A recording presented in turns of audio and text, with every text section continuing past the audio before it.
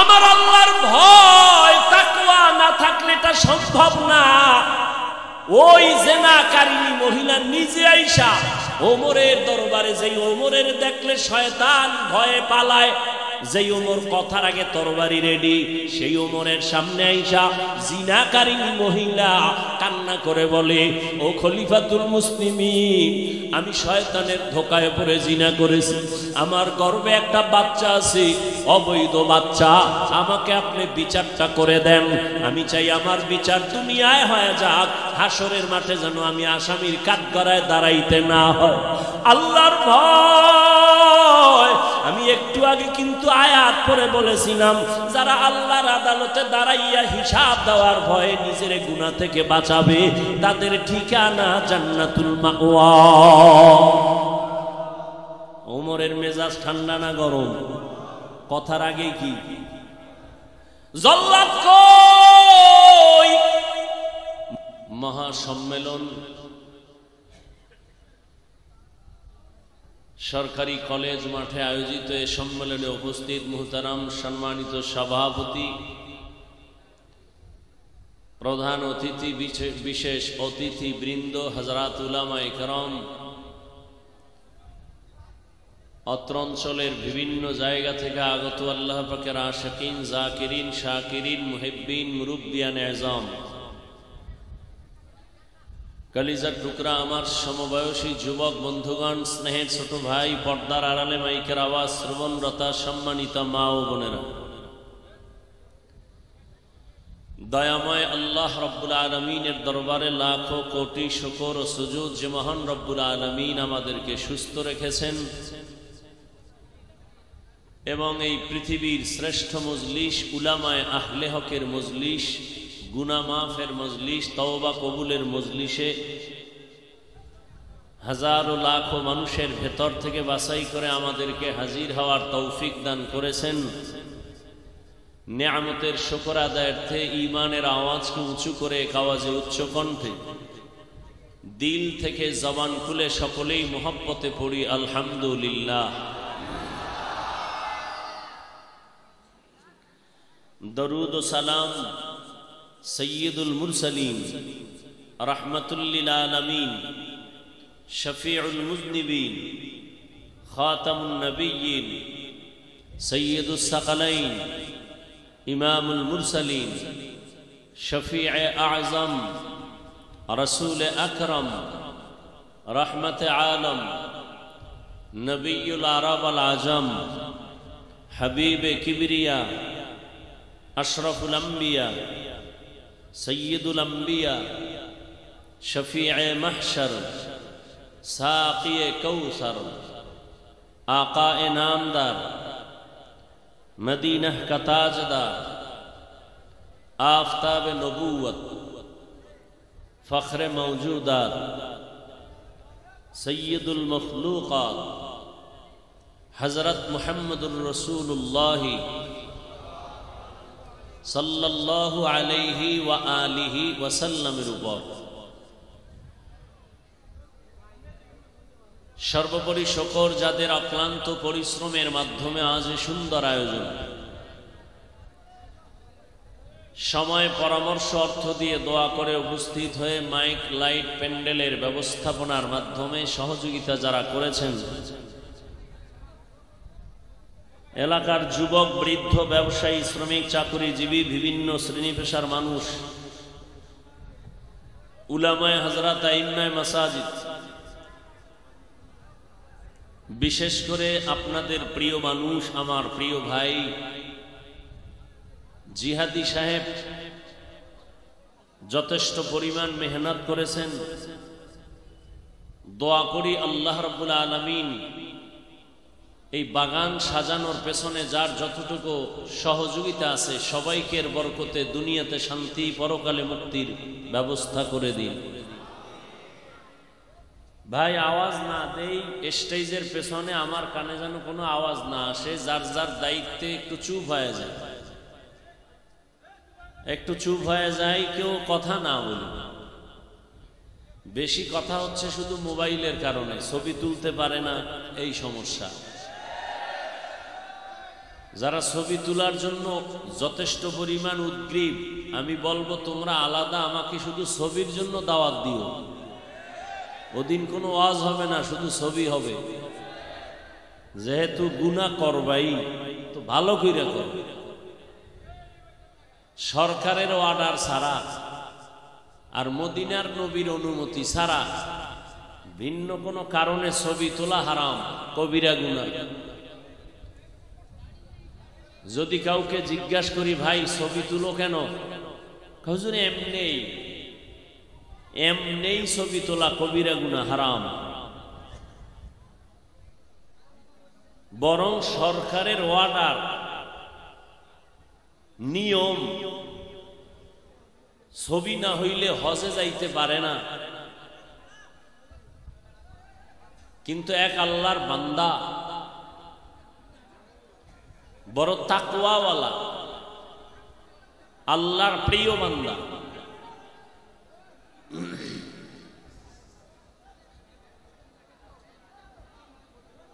এই স্টেজটা আরেকটু উঁচা দিলে ভালো হইতো না? হোক, এটার উপর একটা চকি দিয়ে দিতেন, চকির উপরে সোফাটা দিতেন, মানুষ দেখতে পারে না, চিল্লা চিল্লি করতে। ভাই আমাকে একটু কথা বলতে দেন, ইশারায় কাজ করেন। মানুষ ভালো হইতে বহু সময়ের প্রয়োজন, কপাল পুড়তে 1 সেকেন্ড লাগে না। এ সমস্ত বাগানে আসতে কপাল লাগে, এ সমস্ত ময়দানে বসতে কপাল লাগে, এ সমস্ত মজলিসে বসে দোয়া করিয়া যাওয়া, এতেও কপাল লাগে।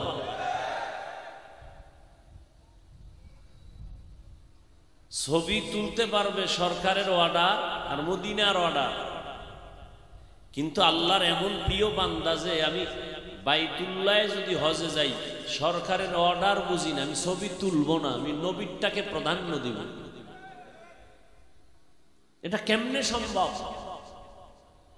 সেরকম বান্দা আল্লাহরে রাজি করাই দিছে, আল্লাহকে রাজি করাইছে, আল্লাহ বান্দার মন ঘুরাই দিছে।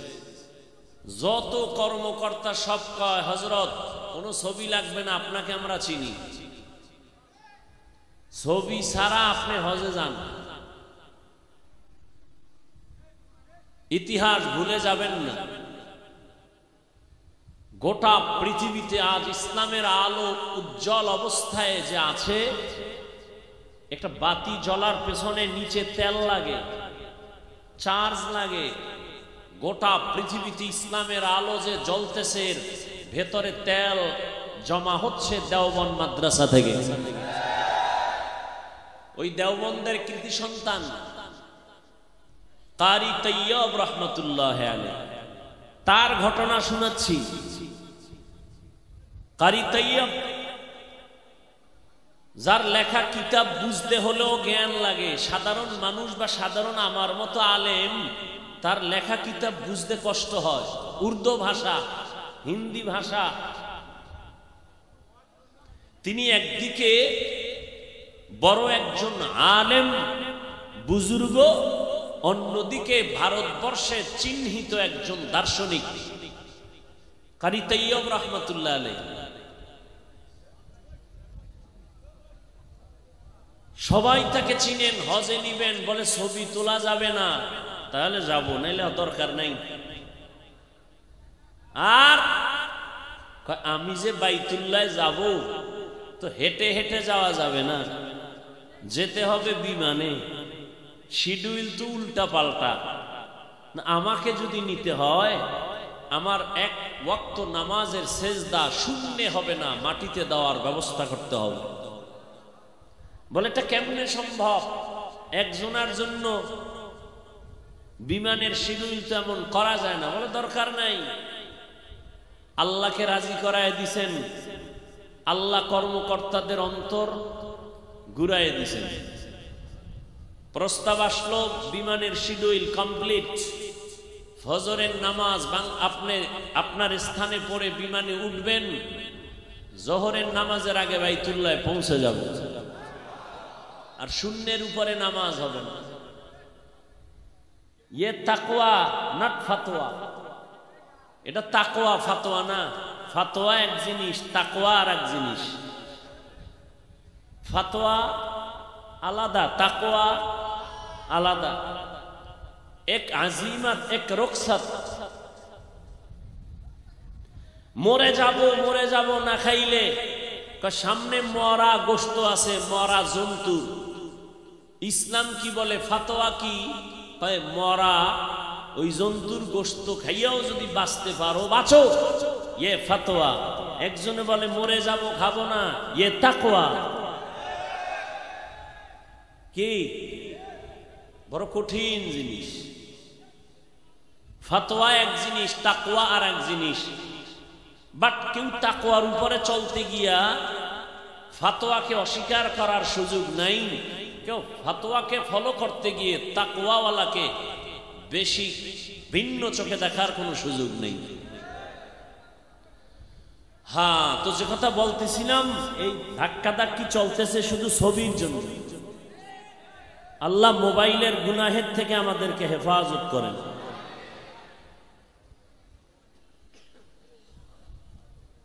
উলামায়ে হযরত আলোচনা করেছেন,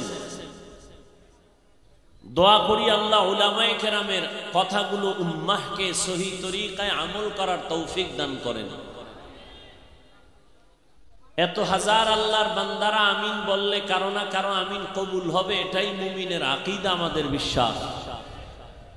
অতএব মোহাব্বতে আমিন বললেন। উলামায়ে কেরামের ইজ্জতকে আল্লাহ বেশি বেশি বাড়ায়া দেন। উলামায়ে কেরামের ইজ্জত বাড়লে সমস্যা, বরং উলামায়ে কেরামের ইজ্জত যত বাড়বে উম্মতের ইজ্জত বাড়বে। উলামায়ে কেরাম অপমান হবে তো উম্মত অপমানিত হবে। কারণ কিয়ামত পর্যন্ত আর এক সেকেন্ডের জন্য নবীজি জমিনে আর দাওয়াত নিয়ে আসবেন না। কোরআন হাদিস বুঝাবার জন্য নবীজি আসবেন না। কুড়িগ্রাম মসজিদে নবী মাঝে মাঝে আসেন, ঢাকার বাইতুল মুকাররমে নবী আসেন। কিয়ামত পর্যন্ত নবী আর এক সেকেন্ডের জন্য আসবেন? নবী নিজে বলতেছেন, আমি রওজা মোবারকে কিয়ামত পর্যন্ত জিন্দা অবস্থায় নামাজের হালাতে আল্লাহর মারিফতের মজা নিতে থাকবে। সুবহানাল্লাহ। আসে না? আসবে কিভাবে? যেই মুখে মিথ্যা কথা বলেন, গালি দেন, গীবত করেন, সুবহানাল্লাহ আসবে কিভাবে? আল্লাহ হেদায়েত দান করুন। নবী থাকবেন কোথায়? মদিনাতুল মুনাওয়ারা, রওজা মুবারকে, উপরে না বাটির ভেতরে? কোথায়? কতদিন থাকবেন? এই মেয়ে জবান খুলেন। মরা না জিন্দা? জিন্দা। কি হালাতে? নামাজের হালাত। মাঝে মাঝে আসবেন বাংলাদেশে, মুসলমানের এই ক্লান্তি লগ্নে আসবেন দেখতে। নবী আমার খবর নিতে আসাটা এটা সম্মান না আমার খবর নবীর কাছে কেউ পৌঁছায় দেওয়াটা সম্মান?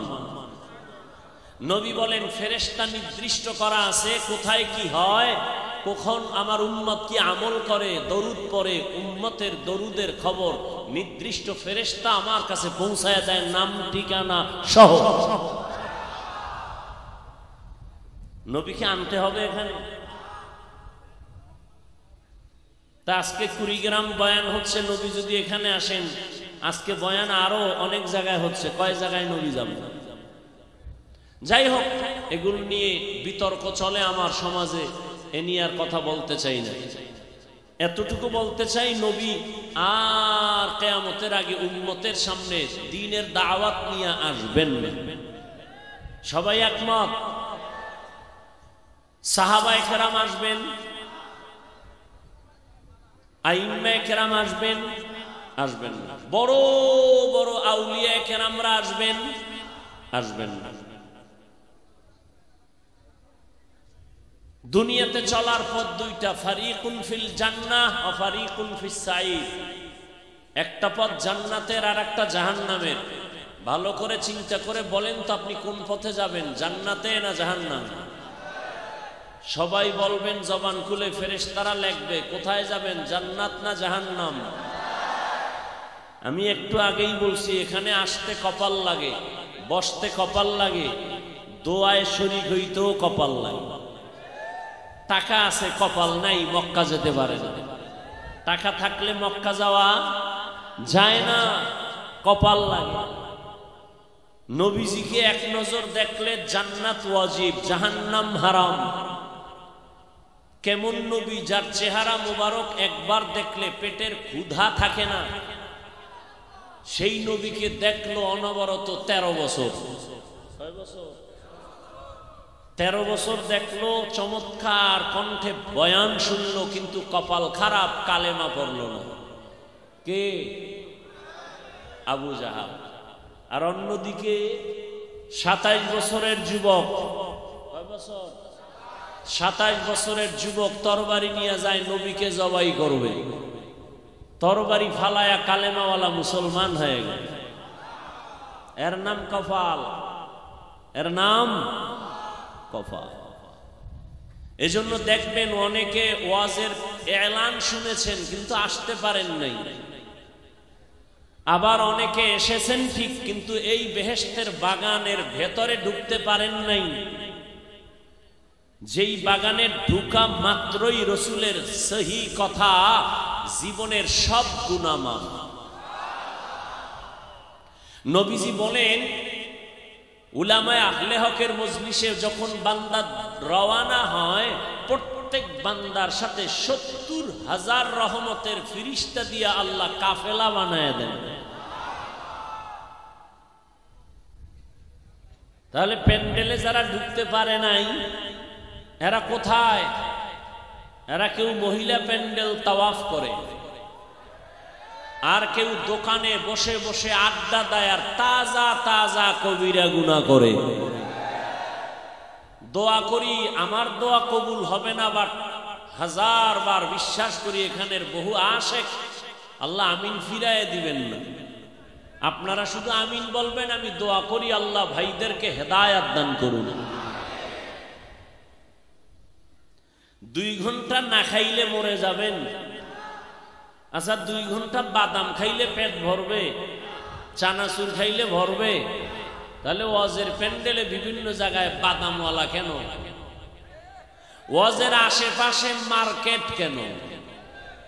আছে না নাই? আবার মার্কেট তো মার্কেট, সেখানে মহিলা যুবক যুবতীদের আড্ডা কেন? দূরের থেকে মানুষ আসছে, একটু চা প্রয়োজন, রুটি প্রয়োজন হতে পারে, সেজন্য খাবার দিয়ে একটা দোকান, খেলনার দোকান থাকবে কেন? এমন দোকান ওয়াজের উপলক্ষে হবে কেন যেখানে মহিলা আসবে? এই বেহেশতের বাগান আর সেটা জাহান্নামের টুকরা। ওই জাহান্নামের ভাগী কে হবে? ওই দায়ভার কে নিবে? বাংলাদেশে একটা জায়গা আমি খুঁজে পেয়েছি যেখানে লক্ষ লক্ষ লক্ষ লক্ষ আল্লাহর আশেক জমা থাকেন, কিন্তু একটা বাচ্চা মহিলা উপস্থিত থাকে না, মেয়ে থাকে না। হাজারো দোকান থাকে, একটা দোকান খেলনার থাকে না। মানুষের প্রয়োজনীয় যেগুলো শরঈ ভাবে বৈধ, এই সমস্ত দোকান থাকে। একটা জায়গায় আমি খুঁজে পেয়েছি, আর কোন এইরকম আল্লাহওয়ালাদের মজলিস পাওয়া বড় কঠিন, যেখানে দোকান নাই, মহিলাদের আড্ডা নেই। আর কিছু কিছু আশেকে রসুল মুজাদ্দিদে জামানরা তো আম্মাজানদের নিয়েই জিকির করে, বরকত বেশি। নেগেটিভ পজিটিভ এক হয়ে গেলে তো জাগাত আল্লাহর সাথে মোলাকাত হওয়ার সম্ভাবনা মনে করে। আল্লাহ হেদায়াত দান করুন। এবার আসেন,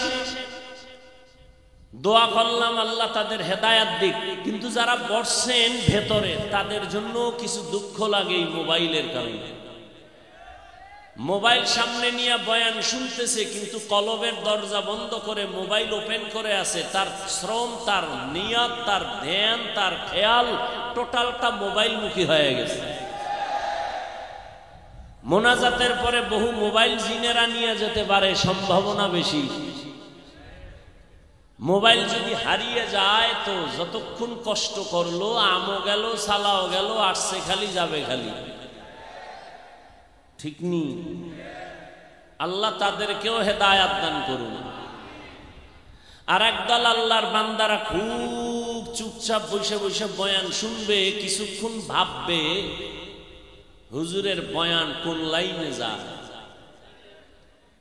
আমগো লাইনে না সবুজ লাইনে, গ্রিন সিগন্যাল রেড সিগন্যাল, এগুলি ভাইবা টাইবা। পাশে আবার শয়তান তো আছেই, এক শয়তান প্যান্ডেলের বাইরে, জিন শয়তানও ঢুকতে পারে না, কোরআনের আওয়াজ পাইলে দৌড়ায়। আর এক শয়তান আমার বডির ভেতরে আছে, নফস শয়তান। আর এক শয়তান আমাদের ডান বামে বসে আছে, মানুষ শয়তান। মিনাল জিন্নাতি, মানুষ শয়তান খালি আঘাত করবে। আর কত উঠ, গড়ি দেখবে আর কত উঠ, মোনাজাত দিয়ে যাওয়ার কপাল হবে না। অথচ এই সুন্দর প্যান্ডেলে মায়ের জন্য, বাবার জন্য, দেশের জন্য, মুসিবত থেকে ভালো হওয়ার জন্য, ব্যবসার মুসিবত থেকে লাভবান হওয়ার জন্য দোয়া করবে, কবুল। এই কপাল হবে না। দেখবেন ঘন্টাকে ঘন্টা বসে বসে বয়ান শুনছি, 10 মিনিটের সময় দিয়া মোনাজাত দিতে পারে না, কপাল খারাপ। শয়তান এদের উপরে গালেব হয়ে যায়। আল্লাহ হেদায়াত দান করুন। তাহলে আর নবী আসবেন না, সাহাবায়ে কেরাম আসবেন না, আউলিয়ায়ে কেরামও আসবেন না। এখন আপনারা সিদ্ধান্ত নিছেন জান্নাতের পথে যাবেন তো ইনশাআল্লাহ? কি সবাই? সন্দেহ নাই তো? জান্নাতের পথ এত ভেজাল, কি ভেজাল? একদল কয় নারী পুরুষ এক জায়গায় বেপর্দা হয়ে জিকির করো, এটাই সঠিক পথ, আছে না নাই? আর একদল বলে মাজারে সেজদা দাও, এটাই সঠিক পথ। কেউ বলে নামাজ, দাড়ি, টুপি লাগবে না, দিল পরিষ্কার থাকলেই যথেষ্ট, সঠিক পথ। লাগজিনি প্যাস, সঠিক পথ পাবো কই? নবী তো আর আসবেন না। তবে নবী বলে গেছেন জান্নাত পাওয়ার সঠিক পথ হলো কোরআন হাদিসে। বলেন কোথায়? কিন্তু কপাল খারাপ, কোরআনের আরবিও পারেন না, হাদিসও বুঝেন না। এখন কি করবেন? একটা কথা অনর্থক বলছি না, খেয়াল করুন। আমি কথা বলছি হাসতে হাসতে, কিন্তু এই যে কথাগুলো বলতেছি এগুলো এক একটা ঔষধ। এই ঔষধের রুগী বাংলাদেশে অভাব নেই। বলে আমাকে আলেম টালেম লাগে না, মাওলানার কাছে যাব না, আলেমের কাছে যাব না, কিসের আবার আল্লাহওয়ালা, কিসের আবার ওলিয়া উলিয়া, কারো কাছে যাব না, নিজে নিজে বড়। আছে না নাই? নবী যদি বইলা ফালায় তোর মতো বেয়াদব উম্মত আমার লাগে না ভাগ। তাদের জন্য স্থায়ী সমাধান, জান্নাতে যাব, পথ আছে কোরআন হাদিসে, পড়তে পারি না, উপায় কি? একমাত্র উপায় উলামায়ে আহলে হকের সোহবত। আল্লাহর জাতের কসম, যারা উলামায়ে কেরাম থেকে আলাদা হয়ে চলবে তাদের দুনিয়াও বরবাদ, পরকালও বরবাদ। আল্লাহ হেদায়াতের দৌলত দান করুন। উলামায়ে কেরামের ইজ্জত কমবে না বাড়বে? সবাই একমত? দোয়া করি আল্লাহ আরো বাড়ায় দেন। পাশাপাশি আরো দোয়া করি যারা ফেসবুকে আলেমের বিরুদ্ধে ষড়যন্ত্রের প্রপাগান্ডা ছড়ায়, মিডিয়ায় আলেম নিয়া বাজে কথা বলে আলেমকে ছোট করতে চায়, আল্লাহ ওদের হেদায়াত দান করুন। আল্লাহ ওদের হেদায়াত দান করুন। আল্লাহ ওদের হেদায়াত দান করুন। বাকিটা আর বললাম না। কপালে হেদায়েত না থাকলে কি হইব না আল্লাহই করুন। আল্লাহ হেদায়েতের দোয়া করি। আসেন এবার আমি আমার আলোচনা নিয়ে আগাই। ইনশাআল্লাহ মুনাজাত দিয়ে যাওয়ার নিয়ত আছে তো? ধৈর্য হবে তো? মাশাআল্লাহ, আল্লাহ কবুল করেন। আল্লাহ তৌফিক না দিলে হবে? দেখেন না, বৃষ্টি, চতুর্মুখী বৃষ্টি। আল্লাহ তো পারতেন না? আল্লাহ বৃষ্টির থেকে হেফাজত করেছেন, শেষ দোয়া পর্যন্ত যেন মাহফিল আল্লাহ কামিয়াবির সাথে কবুল করেন। এই জিন শয়তান তো এখানে নাই, ডিস্টার্ব কেন?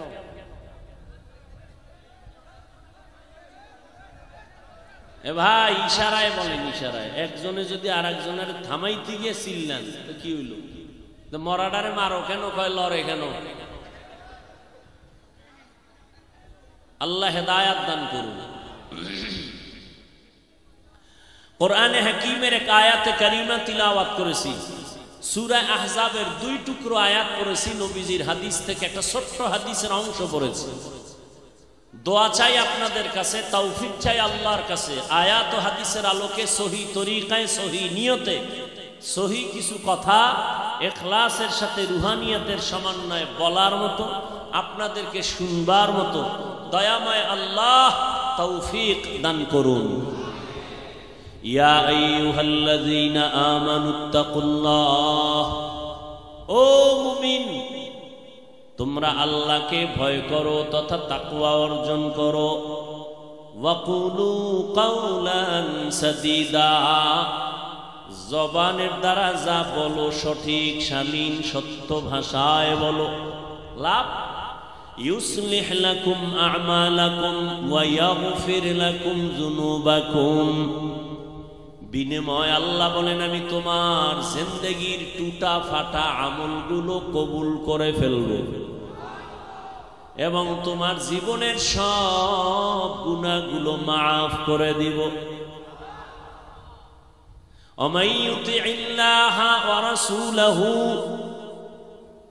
আল্লাহ বলেন যারা আল্লাহ এবং তার রাসূলের অনুসরণ অনুকরণ করবেন, ফাকাদ ফাজা ফাউজান আযীমা, তাদের বিজয়টা হবে চূড়ান্ত বিজয়, মানে তারা বিনা হিসাবে জান্নাতি। মুসলমানের একটা আওয়াজ সারা দুনিয়ার বেঈমান সন্ত্রাসীরা জানে মুসলমান গরিব, অস্ত্র নাই, টাকা নাই, পয়সা নাই, এরপরও সমস্ত অস্ত্রওয়ালারা মুসলমানের ভয় পায়। কেন? মুসলমান মরণকে ভয় করে না। মুসলমানের আওয়াজ ভণ্ড নাস্তিক বাতিলের জন্য একটা আতঙ্ক। দেখেন নাই কোন এক আল্লাহর বান্দা ক্ষমতার চেয়ারে বসে কয়েক মাস আগে বলেছিল বাংলাদেশে ওয়াজ মাহফিল বেড়ে গেছে, যাত্রা গান কমে গেছে।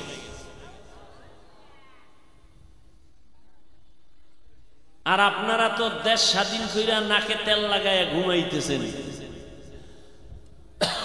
অন্যদিকে প্রস্কোয়াটারের মহিলারা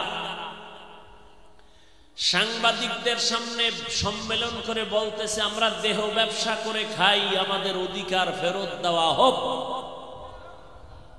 আমাদের উপরে হামলা কেন? এই জন্য বলি নাকে তেল লাগায়া সবাই ঘুমাইলো, মুসলমান ঘুমাতে পারে না। মুসলমান চোখ কান খোলা রাখতে হবে। মুসলমান নাকে তেল লাগায় ঘুমাবে সেদিন যেদিন কোরআনের বয়ান করবে উলামায়ে কেরাম, কোন সুদখোর বেনামাজির থেকে অনুমতি নিতে হবে না।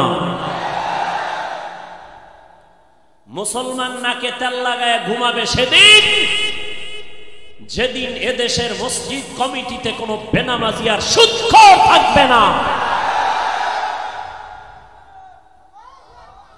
মুসলমান নাকে তেল দিয়া ঘুমাবে সেদিন যেদিন আমার দেশের প্রত্যেকটা মানুষ তার অধিকার অনায়াসে ফিরে পাবে, কোনো জুলুম হবে না। ততদিন পর্যন্ত মুসলমানের অপেক্ষায় থাকতে হবে। আমার কলিজার মুগ্ধ আর আবু সাইদ কেন? জীবন লাগলে মুসলমান বারবার জীবন দিতে হবে, রক্তের প্রয়োজন হলে আবার রক্ত দিতে হবে, কিন্তু কোন নাস্তিকের কাছে মাথা নত করা যাবে না। কোরআন হাদিসের বয়ান করি আমরা মানুষের, বেনামাজির থেকে অনুমতি নিতে হবে কেন? সুদখোর থেকে অনুমতি নিতে হবে কেন? এই দোষ আপনাদের, কাউকে দিবেন না, যার দোষ তাকে দেন। হুজুরেরা ভোট চাইলে ভোটের আগের রাত্রে হাদিয়া লইয়া কেবলা ঘুরায় ফেলেন। সব ঠিক হইলে তো কি অজ হইল কি, সবই ঠিক। আকাম করবেন তাও ঠিক। আমার দেশে কিছু ওলামায়ে কেরাম হুজুরেরা ইদানিং বর্তমানে রানিং চেয়ারম্যান আছে, জানেননি? আছে না নাই? তাদের খবর নেন, আর অন্যান্য চেয়ারম্যানকে খবর নেন। টের পাইবেন এ জমিনের মধ্যে শান্তি দিলে ইসলাম দিতে পারে, কোরআন ওয়ালারা দিতে পারে, আর কেউ পারে না। যারা বলে শান্তি দিব সবগুলো স্বার্থপর, চাপাবাজ। যে দুর্নীতি করে, যার চরিত্র খারাপ, সে সমাজকে চরিত্রহীন করে ফেলবে, চরিত্র সুন্দর করতে পারবে না। যার চোখ নাই, সে আলো দেখে না, কাউকে দেখাতেও পারে না। এক বুড়ি কি হারিকেন ছিলেননি, অন্ধ, অন্ধ, চোখে দেখে না বুড়ি, তো হারিকেন হাতে লইয়া সন্ধ্যাবেলা রাস্তায় হাঁটে, আর এক হাতে লাঠি। তো কেউ জিজ্ঞাসা করে, এই বুড়ি তুমি চোখে দেখো না, অন্ধ, হারিকেন হাতে নিছো কেন? খায়, আরে আমি তো নিজে পথ দেখি না, আর দেখার জন্য হারিকেন নেই। আমি হারিকেন নিছি কোনো মগায় যেন আমার গায়ের উপরে না পড়ে।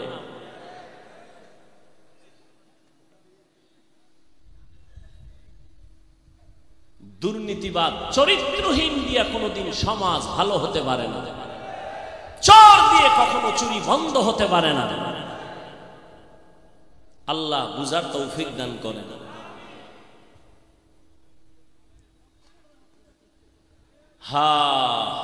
আয়াতের তর্জমা শেষ, হাদিসের তর্জমাটা বলি। নবীজি বলেন, قال النبي صلى الله عليه وآله وسلم من يزمن لي ما بين لحييه وما بين رجليه أزمن له الجنة। পয়গম্বর বলেন, হে উম্মত, দুইটা জিনিস হেফাজতের জিম্মাদারি যদি নাও, আমি নবী তোমাকে জান্নাতে নেওয়ার জিম্মাদারি নিব। কয় জিনিস? এক, দুই ঠোঁটের মাঝে জিহ্বার হেফাজত করো, জবানকে কন্ট্রোল করো। দ্বিতীয়, লজ্জাস্থান হেফাজত যদি করে নাও, আমি নবী ওয়াদা দিলাম তোমাকে জান্নাতে নেওয়ার জিম্মাদার আমি। আয়াত ও হাদিসের তরজমা শেষ, এবার কিছু ব্যাখ্যা। আয়াতের মধ্যে আল্লাহ মুমিনকে দুটো আদেশ দিয়েছেন, কোনো বেঈমানকে দেন নাই। কাদেরকে দিছেন বলেন একটু, জবান খুলেন। মুমিনকে কয়টা আদেশ দিছেন? মুমিনকে দিলেন, বেঈমানকে দিলেন না কেন? তার সংক্ষেপ জবাব, জান্নাত শুধু মুমিন পাবে, কোনো বেঈমান পাবে না।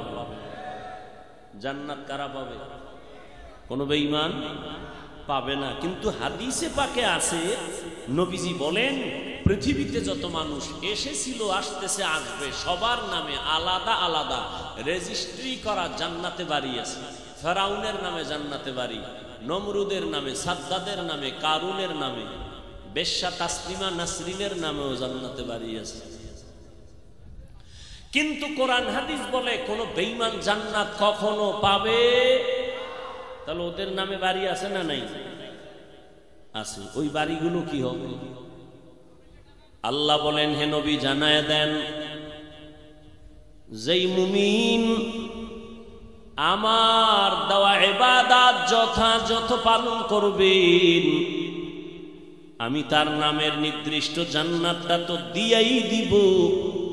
আরো যদি বেশি বান্দা আমল করে, বেঈমানের বানানো জান্নাতগুলো আমার আপন মুমিনদের বোনাস হিসাবে দান করব।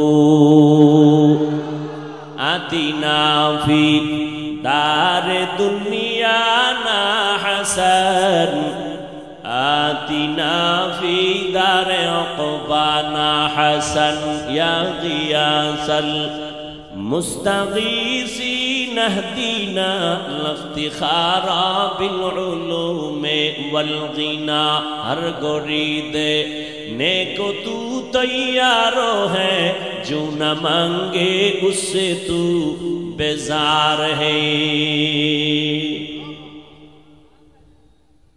আল্লাহ বলেন আমি মুমিনের দুইটা আদেশ দিলাম এক জবানের হেফাজত আল্লাহর ভয় অন্তরে জমা করো তাকওয়া অর্জন করো দ্বিতীয় আদেশ হলো জবানকে হেফাজত করো এই দুইটা আদেশ যদি মানো নগদ তোমার দুইটা পুরস্কার আমি আল্লাহ দিলাম এক তোমার জীবনের ছোট বড় সব ত্রুটি যুক্ত আমল আমি আল্লাহ ত্রুটি মুক্ত করে কবুল করে ফেলবো দ্বিতীয় পুরস্কার তোমার জীবনের সব গুনাহগুলো মাফ করে দিব দুইটা আদেশ যদি মানো তাকওয়া অর্জন করো জবানকে কন্ট্রোল করো যদি এই আদেশগুলো মানো তাহলে দুইটা পুরস্কার সমস্ত আমল কবুল জীবনের সব গুনাহ মাফ এই যুবকেরা পেরেশান হয়ে গেছে যুবক বাবারা বাসায় যায় ঘুমাবি সারাটা রাত্র মোবাইল দেখে দেখে কবিরা গুনাহ করবি আর কি করবি বাঙালি রাতে এখন ঘুমায় রাতের দিন বানাইছে দিনের রাত বানাইছে মোবাইলের হক আদায় করে সারা রাত আমরা মোনাজাত ধরি বইয়া যুবকেরা মোনাজাত ধরে রাতের বেলা মোবাইল লইয়া হইয়া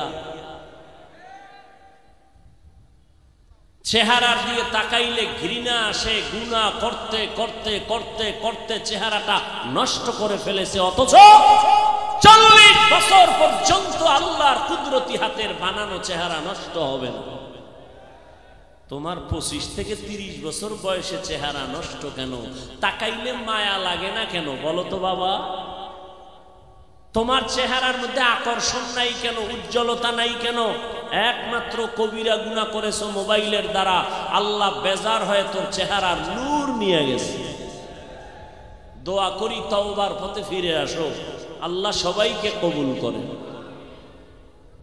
মোবাইল দিয়ে জীবনটাকে ধ্বংস করে ফেলেছে আল্লাহ না করুন যদি আজ মরে যাও কি স্মরণ করবে মা বাপ কইবে একটা বালা গেছি গা আমার ছেলেটার চরিত্র এত খারাপ যেটা বেঁচে থাকার থেকে মরা ভালো তাহলে ফলাফল কি হইল তুই এখন মরলে সবাই খুশি তোর কপালটা এত খারাপ জীবনে কি করেছ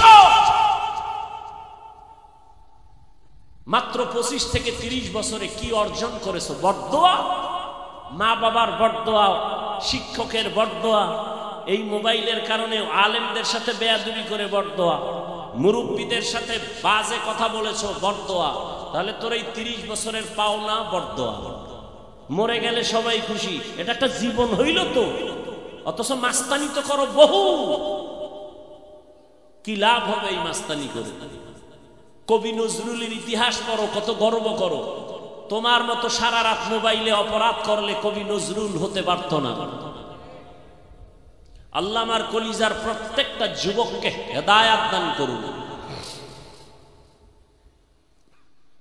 মুমিনকে দুটো আদেশ দিয়েছেন এক তাকওয়া অর্জন করো দুই জবানকে কন্ট্রোল করো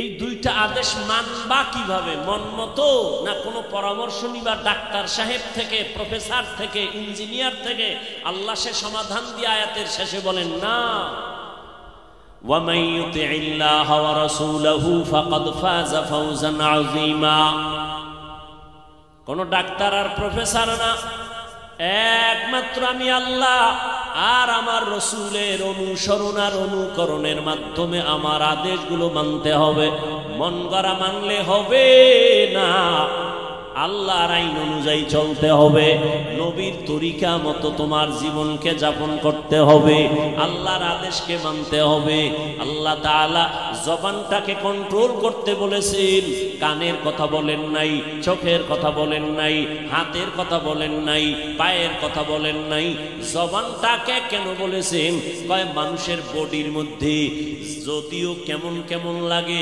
কিন্তু আসলে হিসাব করে দেখলাম আমার জবানটা বড় মারাত্মক একটা অস্ত্র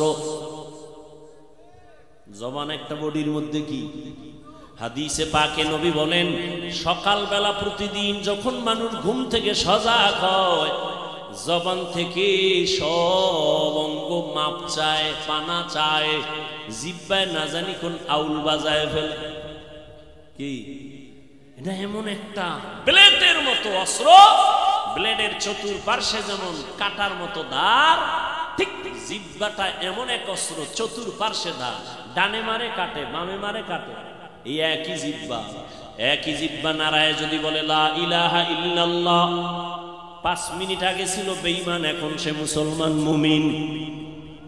আবার এই একই জিহ্বা নারাইয়া যদি বলে আমি নামাজ পছন্দ করি না, এই একই জিহ্বা নারায় যদি বলে ইসলামে কোরআনে কোনো রাজনীতি নাই, রাজনীতি মানি না, সাথে সাথে আল্লাহর বান্দার ঈমান চলে যাবে। এই ইসলামে রাজনীতি নাই, যারা বলে নাই তারা কি বুঝাতে চায়? যে কোরআন এবং ইসলাম সর্বসাইড থেকে কমপ্লিট, শুধু রাষ্ট্রীয় ব্যাপারে কোরআন শরীফ দুর্বল। কি কোরআন শরীফ দুর্বল না সবল? রাষ্ট্রের ব্যাপারে কোরআনে সমাধান নাই। হ্যাঁ, তোমার পচা রাজনীতি ইসলামে নাই। ইসলামে আছে এমন রাজনীতি যেগুলো ফলো করলে কোনো বৈষম্য থাকবে না। মালিক আর গোলাম এক প্লেটে খাবে, ইসলাম শিখিয়েছে। পৃথিবীর শ্রেষ্ঠ রাজনীতির কিতাব হলো কোরআন, আর পৃথিবীর শ্রেষ্ঠ রাজনীতির শিক্ষক আমার রাসূল। আর পৃথিবীর শ্রেষ্ঠ রাজনীতির পার্লামেন্ট মসজিদে নববী। আর মসজিদে রাজনীতি চলবে না। মাইনে নিলাম আমি ইমাম সাহেব, কোন দল করা যাবে না, তাহলে এই শর্ত দেওয়া হোক, যারা মসজিদের দায়িত্ব নিবে তারাও কোনো দল করতে পারবে না। ইমাম যেমন নিরপেক্ষ থাকতে হবে, ঠিক তেমনি ভাবে প্রত্যেকটা দায়িত্বশীলকেও নিরপেক্ষ থাকতে হবে। আপনি পচা মাছ খাইবেন এতে দোষ নাই, ইমাম সাহেব পবিত্রটা খাইবে এতে দোষ। হ্যাঁ, আপনি পেট নীতি, ধান্দা নীতি আর দুর্নীতি করবেন এতে দোষ নাই, আর ইমাম মদিনার রাজনীতি করবে সেটা দোষ।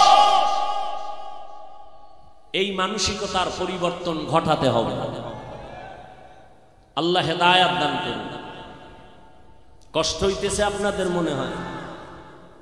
আমি এখন শুধু হাত দুইটা উঠাইয়া মোনাজাত দিব, সব শেষ। মন মানসিকতা নষ্ট করবেন না। বয়ান কিন্তু বক্তার এলেমে হয় না।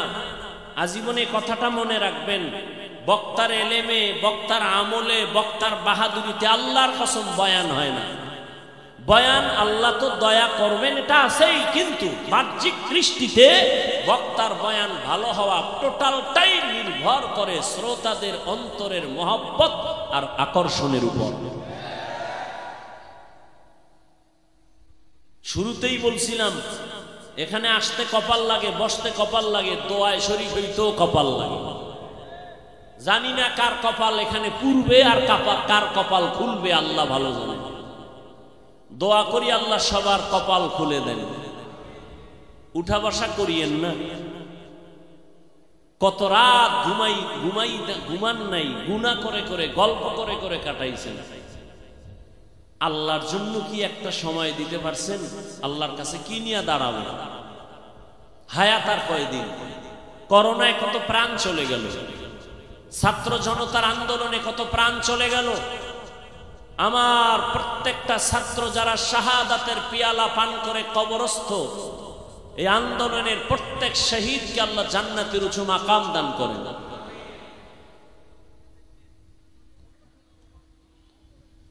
জিহ্বা এমন একটা অস্ত্র, পেলেটের মতো দাঁত। এই জিহ্বাটা নাড়ায়া মানুষ প্রবাদ বলে, প্রবাদ কয় মানুষের মুখেই জয়, মুখেই ক্ষয়। এই জবানের কথা দিয়া ভিন্ন একজন অপরিচিত নারী হাতটা ধরে যদি একজন আলেমের সামনে দাঁড়ায় বলে, তুমি আমার স্ত্রী কবুল, সাথে সাথে অচেনা নারীটা তার জীবনের সঙ্গী হয়ে গেল। আবার এই জিহ্বা দিয়া নাড়াইয়া যদি বলে তুমি তালাক, একই জিহ্বার আওয়াজ জীবনের আপন বন্ধু সঙ্গিনীটা তার জন্য অপরিচিত হয়ে গেল। একই জিহ্বার অস্ত্রের দ্বার কি? চেয়ারে বসিয়া আদালতে বিচারক ফাঁসির আসামিকে যদি বলে তুমি যাও বেকসুর খালাস, ফাঁসির আসামিও হাসতে হাসতে ঘরে যায়।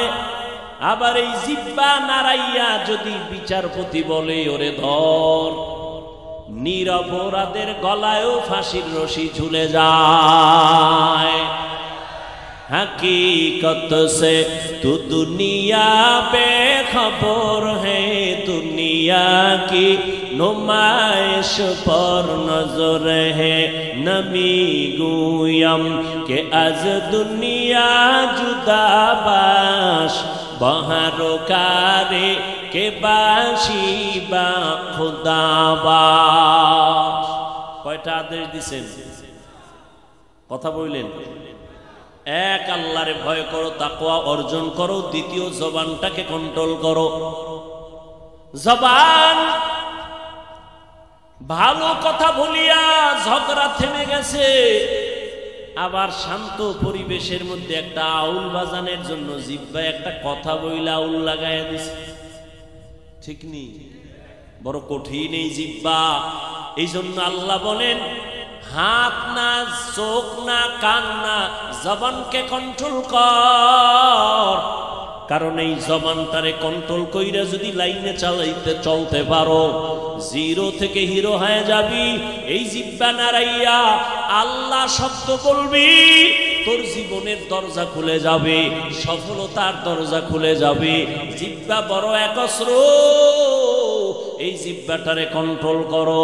রহমতের নবী বলতেছেন জবানের কন্ট্রোল যদি করে নাও, আমি নবী জিম্মাদারি নিলাম, তোমাকে না নিয়ে আমি মুহাম্মদ জান্নাতে যাব না। জবানের কন্ট্রোল করা বড় কঠিন, কঠিন না? হাতে যদি অন্যায় করে রশি দিয়া বেঁধে রাখ, চোরে খালি চুরি করে, তওবা করে, আবার করে। কয় হাত বেঁধে রাখো। পায়ে যদি অন্যায় করে পায়ে রশি লাগায়া বাঁধো। পাঞ্জাবি আসিল, পাঞ্জাবি আমাকে গায়ের পাঞ্জাবি না, এই দেশে পাঞ্জাবি আসতো না। তুই এইরকম চুরি করতে যায় পাঞ্জাবি ধরা খাইছে, পাঞ্জাবির বাড়ি ধরা খাইছে। পর এরে খুঁটির সাথে ভালো কইরা পাও দুইটারে বান্ধা বাড়ির মালিক গেছে থানা গিয়া, কয় স্যার আসেন, চোর বান্ধা রাখছি পাও দিয়া। কেমনে বাঁধছো? দোনো পাও খুঁটির লাগে কষাইয়া বান্ধা ফেলাইছে। হাত বাঁধছুনি? কয় না, হাত বান্ধি নাই। হাত বাঁধো নাই? কথা আমি যাওয়া পর্যন্ত চোর থাকবে নি। কেন? তো যদি হাত দিয়ে ছুড়ায় ফেলায়, কয় না আমিও পাঠান, ও পাঠান, তো দুজনের মাথা তো একই। আমার যখন মাথায় আইয়ে না যে ওর হাত বান, ওর মাথায় এটা আইতো না। ভালো করে বুঝার চেষ্টা করেন। হাত অন্যায় করে হাত বেঁধে নাও, চোখ অন্যায় করে চোখে পট্টি লাগায় দাও, কান অন্যায় করে কানে পট্টি লাগাও, পা অন্যায় করে পাও বেঁধে দাও। কিন্তু জিহ্বা যে বারবার অন্যায় করে, এটারে কেমনে বাঁধবা? রশি দিয়া। এই ভাই কথা বলেন, কষ্টে সুবার গুরু কোনো কায়দাই নেই, এটারে বাঁধা যায় না। কষ্টে বেটার সামনে ফেল, রশি ফেল, সব ফেল, এটারে পারবি না, পারবি না। জিহ্বা এমন একটা পাওয়ারি অস্ত্র, এটা কোন দুনিয়া রশি দিয়া বাঁধা যাবে না। এটা বাঁধার জন্য একটা গাইবি রশি লাগবে, গাইবি একটা অস্ত্র লাগবে। আমি আল্লাহ দিলাম, ওই অস্ত্রের নাম হলো তাকওয়া। हर के दारत खौफे हकदार दिल मदाम जन्नत জান্নাতুল মাওয়া দেহাত ওরা মাকাম জুজবা হাকচি জে মখাজ ইনসোজা ফজলে উ আমস্তে দর জুমলা জাহা। তাকওয়ার রশি লাগাও জিব্বাটারে বান্ধো, কয় তাকওয়া তো আমার কাছে নাই। মায়ের গর্ভ থেকে তাকওয়া কেউ নিয়েও আসে না, এটা অর্জন করতে হয়। এজন্য আল্লাহ বলেন তাকওয়া এমন একটা পাওয়ার, এই তাকওয়া যদি অর্জন করতে পারো, আল্লাহর ওয়াদা কোরআনে, দুনিয়াতে আমি 6টা পুরস্কার তোমাকে দিব, আখিরাতে আলাদা 2টা পুরস্কার দিব। আখিরাতের প্রথম পুরস্কার বিনা হিসাবে জান্নাত, আখিরাতের দ্বিতীয় পুরস্কার পর্দা ছাড়া আবার রবের সাথে হবে বান্দার মুলাকাত। এই তাকওয়ার এত পাওয়া, এজন্য কোরআনের শুরুতেও আল্লাহ বলেন, আমি কোরআন শরীফ কেন দিলাম, যালিকাল কিতাবু লা রাইবা ফীহি হুদাল লিল মুত্তাকিন।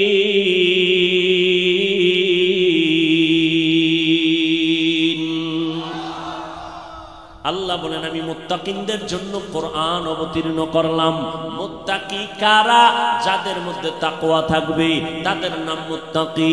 মুত্তাকি তাকওয়াওয়ালা, তাকওয়া মানে আল্লাহর ভয়। বলেন তাকওয়া মানে কি? আমি যদি এখানে সবাইকে প্রশ্ন করি, আপনারা কারা কারা আল্লাহকে ভয় করেন?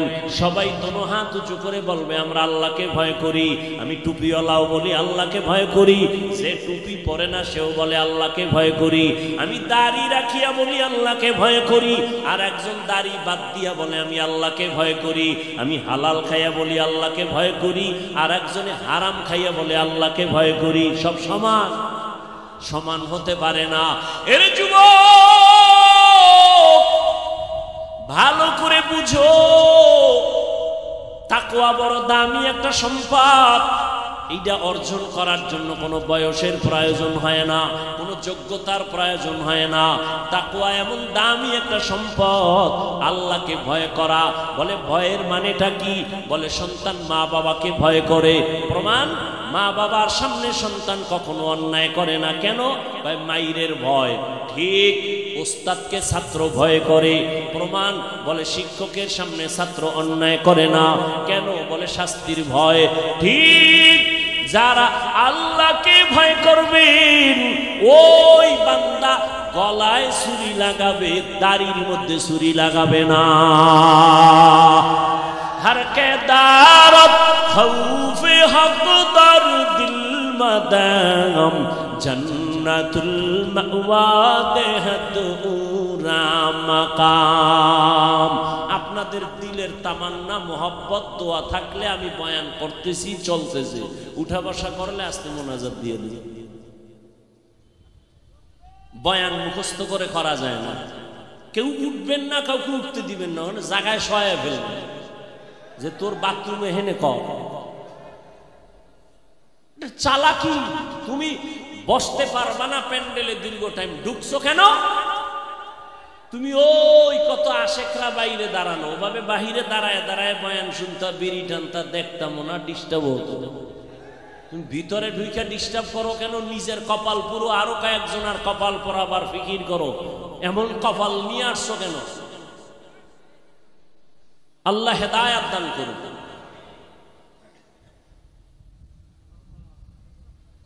ইয়া আইয়ুহাল্লাযীনা আমানুত্তাকুল্লাহা আকুলু কাওলান সাদীদা। আল্লাহর ভয় তাকওয়া অর্জন করো। আল্লাহর ভয় যার অন্তরে থাকবে সে কখনো গুনাহ করবে না। শাস্তির ভয়